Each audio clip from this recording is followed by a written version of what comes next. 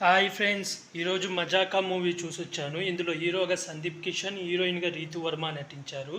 Hero తండ్రి క్యారెక్టర్లో రావు రమేష్ గారు నటించారు. రావు రమేష్ గారికి జోడీగా అంశు గారు నటించారు. తను మన్మధుడు సినిమా హీరోయిన్.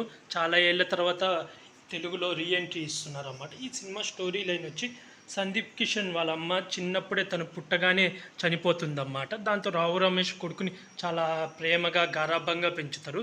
వాళ్ళిద్దరే ఉంటారన్నమాట. అయితే హీరో పెద్దయినాక రావు రమేష్కి ఒక ఫ్యామిలీ ఉండాలి, ఒక ఫ్యామిలీ ఫోటో ఉండాలని కోరిక అన్నమాట. అలాగే సందీప్ కిషన్ కూడా కోరిక. అందుకని ఈ హీరోకి పెళ్లి చేయాలని పెళ్లి సంబంధాలు చూస్తుంటే అమ్మాయి తల్లిదండ్రులు ప్రతి చోట ఎక్కడికి పెళ్లి చూపులకి వెళ్ళినా మీ ఇద్దరే మగవాళ్ళు ఉన్నారు, ఆడవాళ్ళు లేని ఇంటికి మా అమ్మాయిని ఎలా వేయాలి అని చెప్పి పెళ్లి కొడుకుని రిజెక్ట్ చేస్తుంటారు.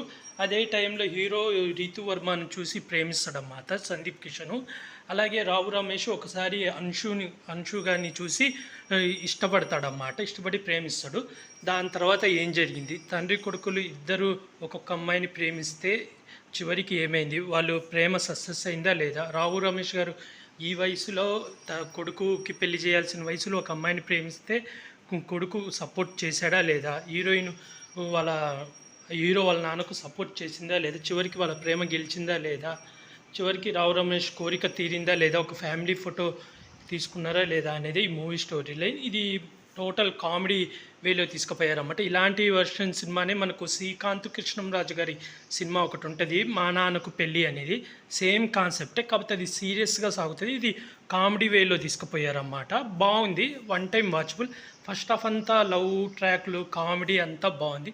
సెకండ్ హాఫ్లో కామెడీ తగ్గింది, కొంచెం సాగదీసినట్టు బోరు సెంటిమెంట్ సీన్లు అలా పెట్టారన్నమాట. ఫస్ట్ హాఫ్ అయితే ఓకే, కామెడీ జోకులతో అంతా బాగుంది. నాకు ఫస్ట్ హాఫ్ బాగా నచ్చింది. కాకపోతే పాటలు అయితే అంత బాగాలేవు, వచ్చే ప్లేస్మెంట్ కూడా బాగాలేదు. ఇంకా సెకండ్ హాఫ్ వచ్చేసరికి ఏదో ప్రాబ్లం పెట్టినట్టు పెట్టి అక్కడ మళ్ళీ ఊరిక సాగదీయడం, అక్కడ మధ్య మధ్యలో కామెడీ జోకులు రావడము అలా చేశాడు. లాస్ట్లో 20 నిమిషాలు సెంటిమెంట్ కానీ, రీతు వర్మ రావు రమేష్ వాళ్ళిద్దరి మధ్య ఒక సెంటిమెంట్ సీన్ వస్తుంది. అసలు తను ఎందుకు పెళ్లి చేసుకోవాలని కోరుకుంటున్నాడని ఎక్స్ప్లెయిన్ చేయడం కానీ అదంతా చాలా బాగా చూపించాడు. అక్కడ సెంటిమెంట్ ఉంటుంది. అలాగే రీతు వర్మ హీరో చిన్న వయసులో, అదే రావు రమేష్ గారు చిన్న వయసులోనే కలుస్తారన్నమాట.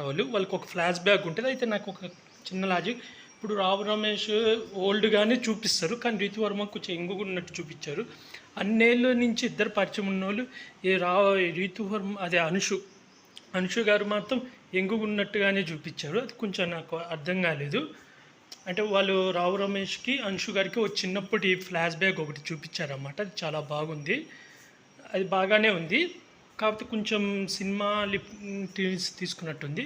మ్యూజిక్ అయితే నాకు అంతగా నచ్చలేదు. పాటలు, ఒక ఫైట్ ఉంటుంది, ఆ ఫైటు ఏదో పెట్టాలి ఇద్దరికి అన్నట్టు పెట్టినట్టున్నారు ఫైట్. క్లైమాక్స్లో మురళీకృష్ణ విలన్గా నటించాడు, తనకు ఉన్న పాత్రలో నటించాడు. కొంచెం కామెడీ విలన్గా పర్లేదు, బాగా యాడ్ చేశాడు. ఇంకా ఇది హైపర్ అది వీళ్ళందరూ వాళ్ళకి ఇచ్చిన పాత్రలు, అలాగే హీరోయిన్కి వాళ్ళకి ఇచ్చిన క్యారెక్టర్లో బాగా యాడ్ చేశాడు. నాకైతే మెయిన్గా ఫస్ట్ హాఫ్ అయితే బాగా నచ్చింది.